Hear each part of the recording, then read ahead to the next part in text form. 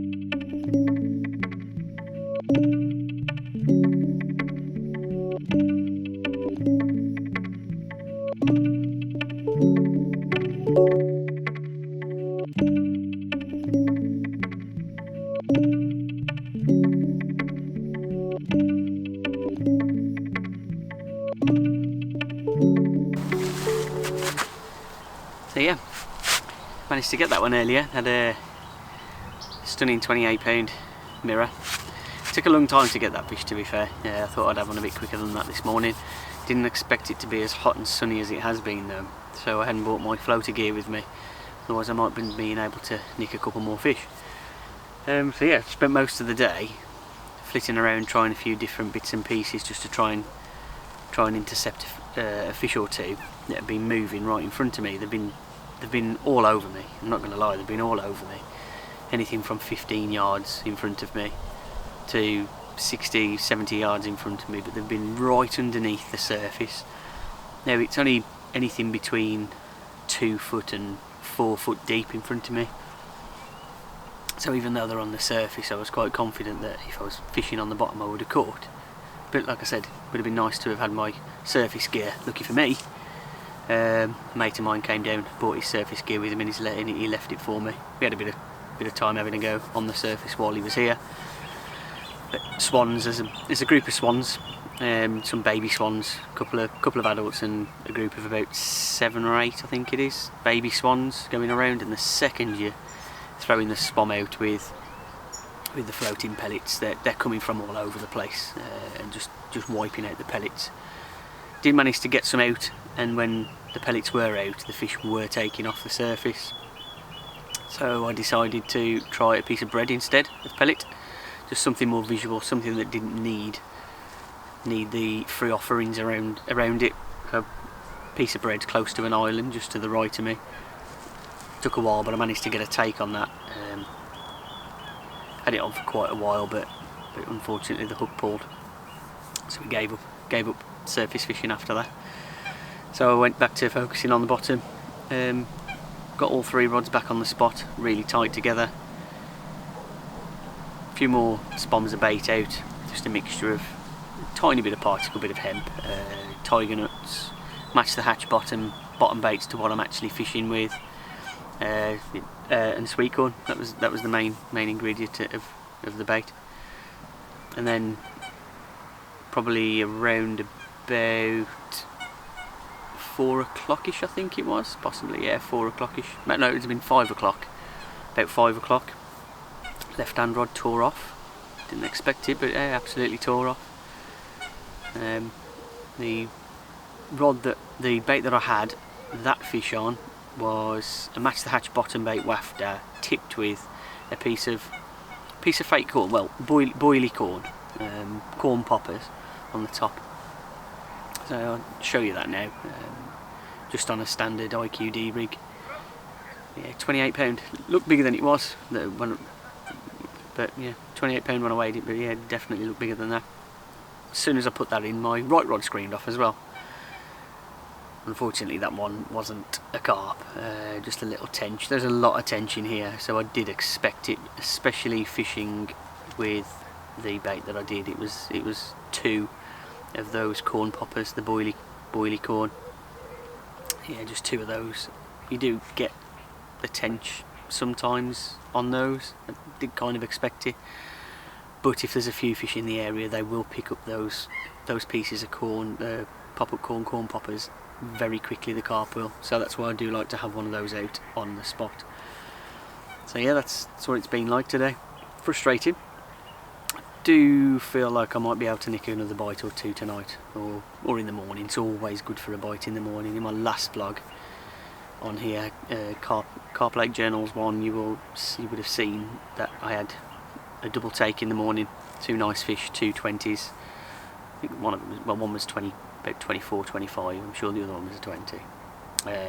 That was first light. Always good for a bite in the morning on this lake.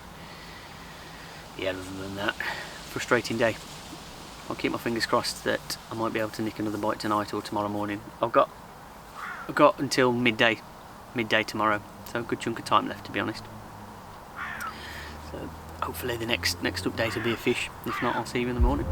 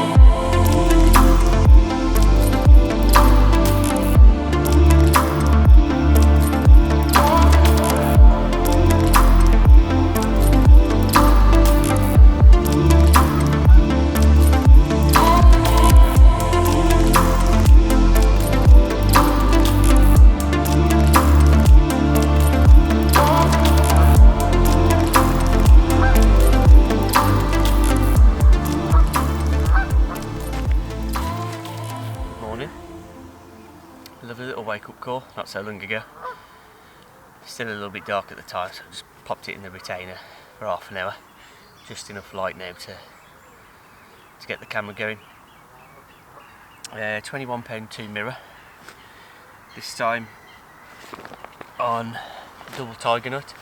Double tiger nut, I drilled a hole in the middle of the 2 tiger nuts, popped a piece of cork in there just to balance it a little bit more like a wafter. Nothing throughout the rest of the night though. No signs of anything. It was really quiet as well. I was awake for quite a lot of the night. There's nothing, no crashing, no nothing. Really quiet. So quite a nice wake up with this one. So yeah, say £21 2, not the biggest, but lovely fish just to get one on the bank.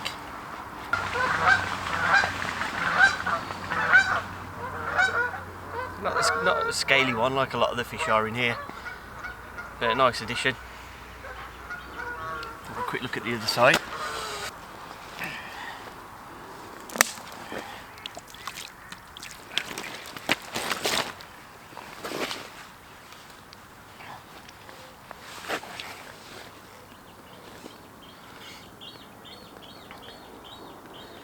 I didn't put the rod back out seeing as it was so close to light.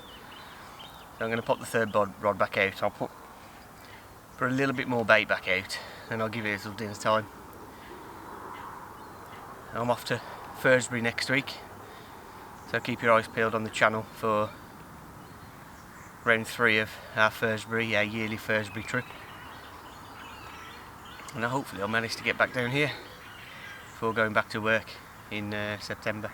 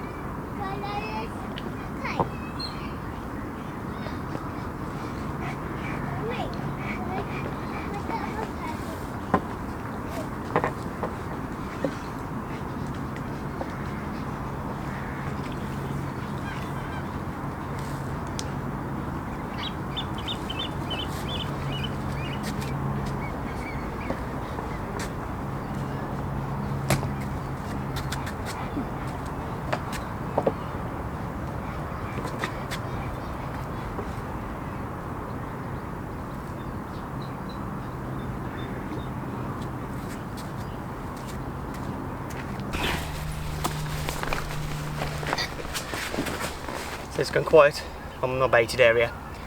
Sun's come out, so I decided to go surface fishing again. Paid off a nice £22.6 linear.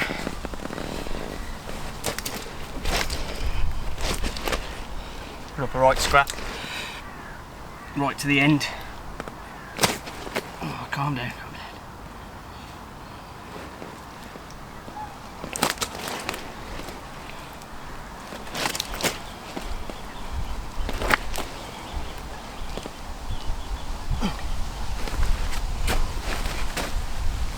Standard kind of fish from this water. Lovely scale pattern. £22.6. A quick show of the other side.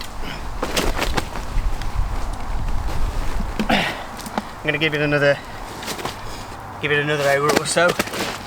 Surface fishing. Before I pack up, I've got a couple of fishing sessions planned in to do another couple of videos. It's a decent way to end if this is the last fish of the session. Let's get some photos now.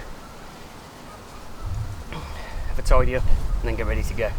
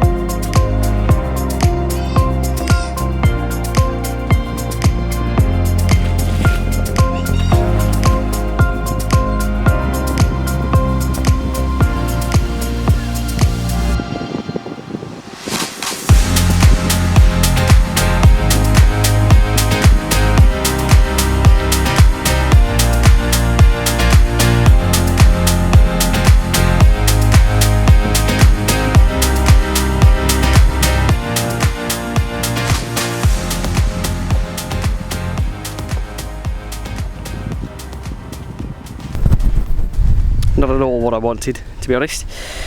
Second fish off the surface. It's a grass carp, probably about 28. Could even scrape 30 pound, but I'm not even going to get it out the net and weigh because I'm by myself and they're an absolute nightmare on the mat. If I had somebody with me, I'd get it out, give it a proper weigh and photograph. Yeah, I've already unhooked it. I'm going to release it now.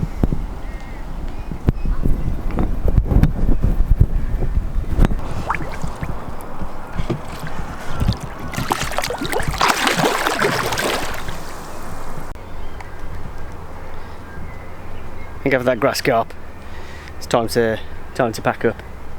There's a proper chop on the water now.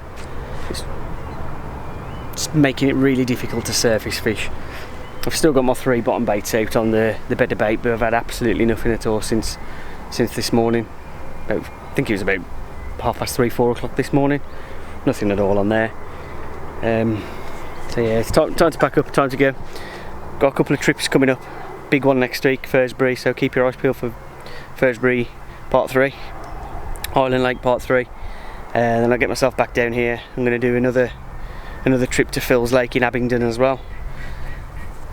And I'm going to do my best to try and get on either Linear or Norton Disney before I have to go back to work in September. Yeah, but enjoyable trip, frustrating at times, but pretty enjoyable trip. 3 carp, all 20s, and then the grass carp as well, just to finish it off. I want a tench as well, but let's not get that one. So see you soon.